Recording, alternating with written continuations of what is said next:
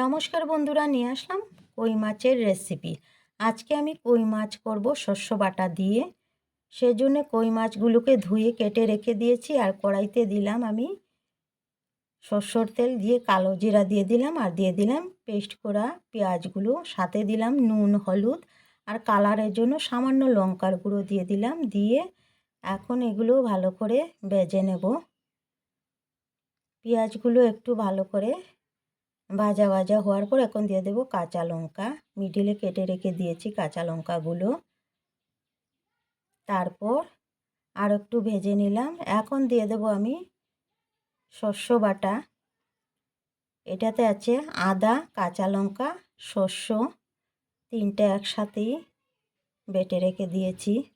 আর দিলাম নাগাদন্না পাতা, দিয়ে ভালো করে কষিয়ে নিলাম। এখন দেব টমেটো, একটু বড় বড় করে রেখেছি টমেটোগুলো, যাতে গোটা গোটা থাকে, ভাঙে না, সেজন্য দিয়ে দিলাম টমেটো। দিয়ে আর একটু ভালো করে কষিয়ে নিলাম। তারপর এখন দিয়ে দিলাম জল।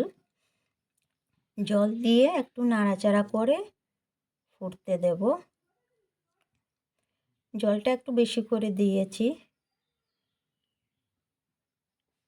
তারপর বসিয়ে দিলাম এদিকে মাছগুলো ভাজতে। মাছগুলো ভাজা হওয়ার পর এদিকে জলগুলো ফুটে গিয়েছে, ঝোলগুলো এইখানে মাছগুলো ভেজে দিয়ে দিলাম।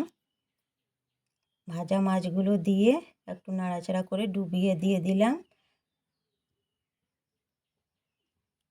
দিয়ে একটু সময় ভালো করে ফুটিয়ে নিলাম। জলটা একটু বেশি দিয়েছিলাম, কেননা কই মাছে একটু ভালো করে ফুটালে ভালো হয়, একটু সময় লাগে। তারপর হয়ে গিয়েছে। নাগাদন্না পাতা আর একটু নামানোর আগে দিয়ে দিলাম। কালারটা খুবই ভালো লাগছে দেখতে। কেমন হলো কই মাছের রেসিপি বলবেন। বাই।